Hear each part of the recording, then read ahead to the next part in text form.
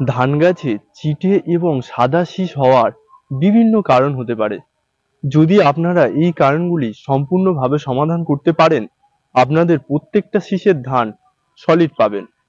তাই প্রত্যেকটি কারণ এবং এই সমস্যার সম্পূর্ণ সমাধান কিভাবে করবেন আজকের ভিডিওর মাধ্যমে তা দেখাবো।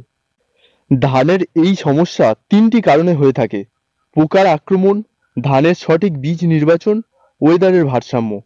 এই তিনটি পয়েন্ট খুবই গুরুত্বপূর্ণ। যদি আপনারা এই তিনটি সমস্যা মেনটেন করেন, তবে আপনাদের কোনো ধানের শীষ চিটা হবে না।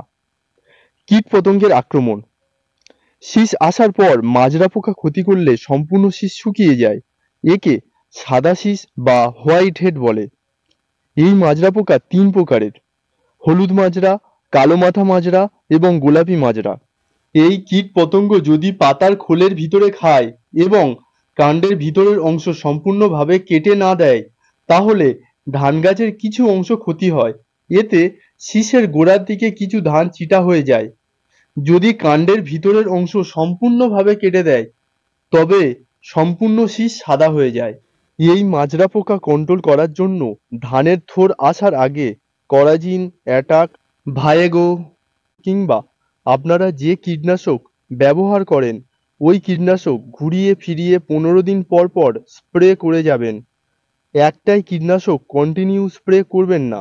আমার এক্সপিরিয়েন্স থেকে বলছি, এতে কীট পতঙ্গ দমন করা কঠিন হয়ে যায়। যদি অতিরিক্ত কীট পতঙ্গের আক্রমণ হয় এবং আপনারা যে কীটনাশক ব্যবহার করছেন ওই কীটনাশকে কাজ না হয়, তবে ইমামেট্রিন বেনোজেট গ্রুপের সঙ্গে এই ধরনের যে কোনো পেস্টিসাইড একসঙ্গে মিশিয়ে ভালোভাবে স্প্রে করবেন। এতে 100% এই পোকা কন্ট্রোল করা যায়। তবে ধানের থোড় থেকে শীষ বেরিয়ে এলে কোনো কিছু স্প্রে করার দরকার নেই, কারণ এতে ধানের ক্ষতি হতে পারে। সঠিক বীজ নির্বাচন।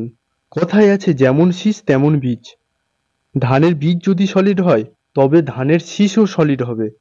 তাই সলিড ধানের জন্য ধানের বীজ অঙ্কুরোদ্গমের আগে ধান বাছাই করে নিতে হবে। বীজতলা রোপণের পর ধান গাছে বিভিন্ন রোগের সম্মুখীন হতে হয়। অনেক সময় এই কারণের জন্য ধান চিটা হয়।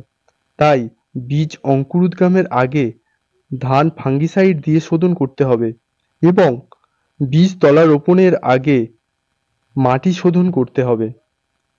ধান বাছাই এবং মাটি শোধনের ভিডিও আমার চ্যানেলে আপলোড করা আছে এবং ডেসক্রিপশনে লিংক দেওয়া আছে, আপনারা দেখে নিতে পারেন।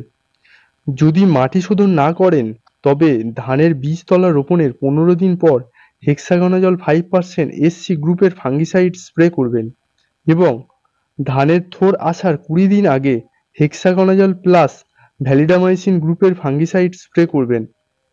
এতে ধানের বিভিন্ন ধরনের রোগ আসে না এবং ধান চিটা হয় না। ওয়েদারের ভারসাম্য।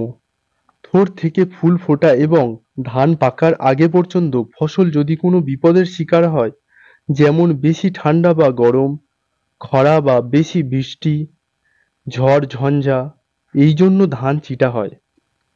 বেশি ঠান্ডা। ধানের থোড় আসার সময় রাতের তাপমাত্রা 13°C এবং দিনের তাপমাত্রা 29°C কম থাকলে এই তাপমাত্রা 5 থেকে 6 দিন বিরাজ করলে ধান চিটা হওয়ার সম্ভাবনা থাকে।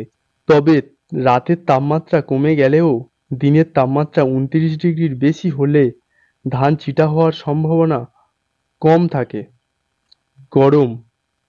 ধানের ফুল ফোটার সময় 35°C বা তার বেশি তাপমাত্রা 1 থেকে 2 ঘন্টা এই তাপমাত্রা বিরাজ করলে অতিরিক্ত ধান চিটা হয়। খরা। খরার কারণে শাখা বৃদ্ধি কম হয়, বিকৃতি ও বন্ধ্যা ধানের জন্ম দেয়। এতে ধান চিটা হয়। তাই ধান গাছের গোড়াতে সবসময় জল থাকা অবশ্যই প্রয়োজন। ঝড় বাতাস। প্রচণ্ড ঝড় বাতাসের কারণে ফুলের অঙ্গগুলি গঠনে বাধাগ্রস্ত হয়। আবার ঝড় বাতাসে পরাগায়ন, গর্ভধারণ ও ধানের মধ্যে চালের বৃদ্ধি ব্যাহত করে। এতে ধানের সবুজ খোসা খয়েরি বা কালো কিংবা সাদা রঙের ধারণ করে, ফলে ধান চিটা হয়ে যেতে পারে। আমাদের ধান দেখুন, অতিরিক্ত ঝড় বাতাসের কারণে উপরে যেটুকু ধান বেরিয়েছিল সেইটুকু ধান চিটা হয়েছে। আমাদের সবাইকে প্রকৃতির কাছে হার মেনে নিতে হয়, তাই এই সমস্যা হলে কিছু করা যায় না। আজকের ভিডিওটা এই পর্যন্ত। যদি এই কৃষক ভাইয়ের ভিডিও আপনাদের ভালো লাগে, একটা লাইক করবেন, চ্যানেলটিকে সাবস্ক্রাইব করে পাশে থাকবেন। আপনারা ভালো থাকবেন, সুস্থ থাকবেন, দেখা হচ্ছে নতুন কোনো ভিডিওতে।